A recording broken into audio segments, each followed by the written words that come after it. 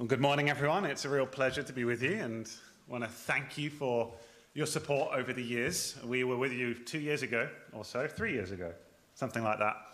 And since then, we chose Kovol as the tribe we're going to be going to. So there's me. I'm from Bracknell, near Reading, so it's about an hour away, my hometown.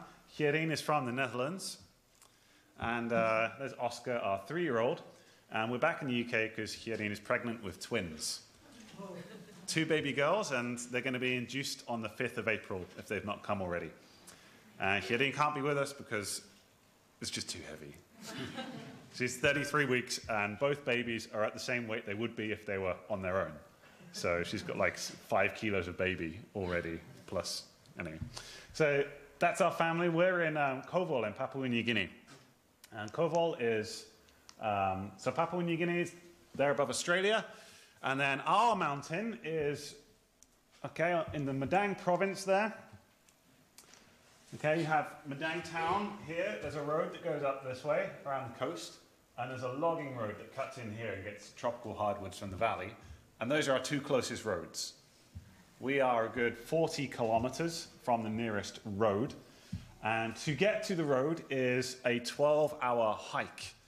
And, well, for Hierin, that would be more than 12 hours. But for guys like me, really booking it is 12 hours. And at the end of it, your knees are just like wrecked. And then it's for them, it's another day of travel on a bus to get into town. And that's how far away they are. So we built houses here. Can you believe that? We had to use our mission's helicopter to shuttle in building supplies.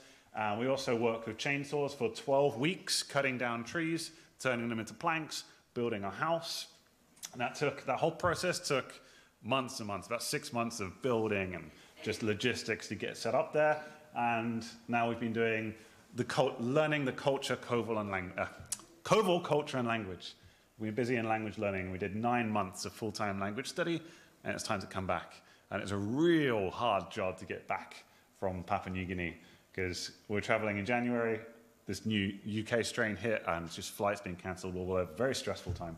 Anyway, we're here. So the Kovol people, here's Bilal. He's all dressed up. They don't normally dress like that. He's dressed up like the ancestors used to dress up. He's just showing off what they used to look like. He's got the bone from a cassowary, and he's splitting a yam, and then we're all going to go plant those yams. So the Kovol people, there's about 1,000 of them.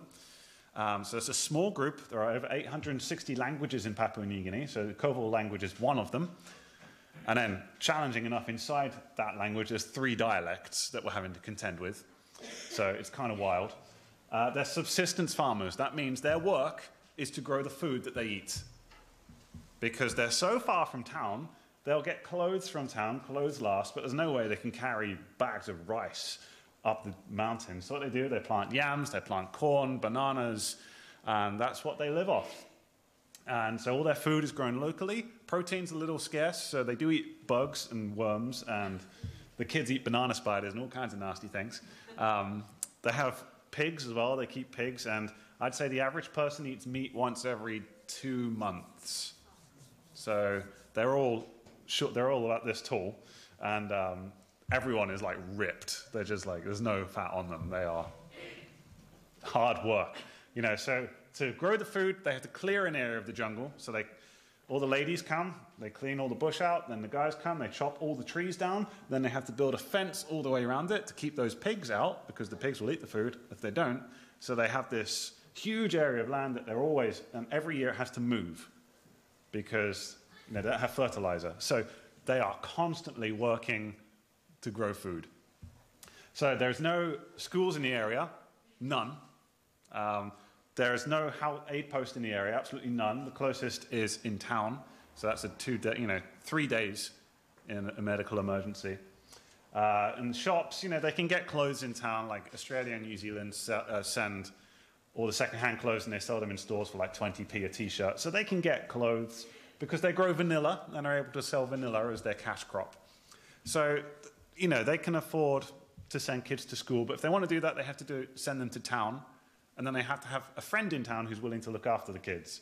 So basically, we know of a handful of people in Kovol who are literate, and the rest So some of the challenges, here's our co-worker Natalie. The Kovol people are so excited to have us, it's absolutely exhausting. So we have people outside our houses all day, every day. And it's tiring. So they always make sure there's someone outside that if we want to learn language, we can. So here's some of the Kovol language. One of the jobs I've been doing back here in the UK, I've been working on a Kovol alphabet because this language has never been written down before. It's only oral. There are no books written in Kovol. So mogut mami igong nimende piag bilituguf bigong nimene ogo pigong olosol neletang simong ipundung ipunduf pigong nim ogul ipunduf pigong wiaga. So that's a basic story we got from the early days. We're trying to, it's from a teenage girl. We're just checking out, do men and women speak the same way? You know? We have our website, reachkovol.com. You can check that out. There are some videos because, yeah, you really have to see it to get a feel for what life is like there. So check out reachkovol.com, our newsletters, reachkovol.com/subscribe. And thank you so much for praying for us. We really appreciate your support so that we're able to minister to the Kovol people.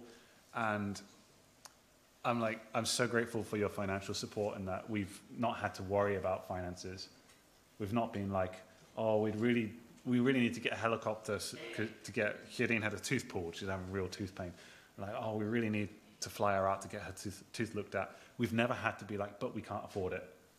And it's just such a relief to be able to just minister without constantly having to worry. And so we want to thank you for your prayers because we're just out of our depth. This is too much for us. And thank you for your financial support and how regular and it is. We're so glad to be the ones there in Kovol. Sometimes I really wish we were somewhere else. It's tough, but yeah, these people are hungry for God's word, and we are just daydreaming about the day when we can preach the gospel to them. So thank you.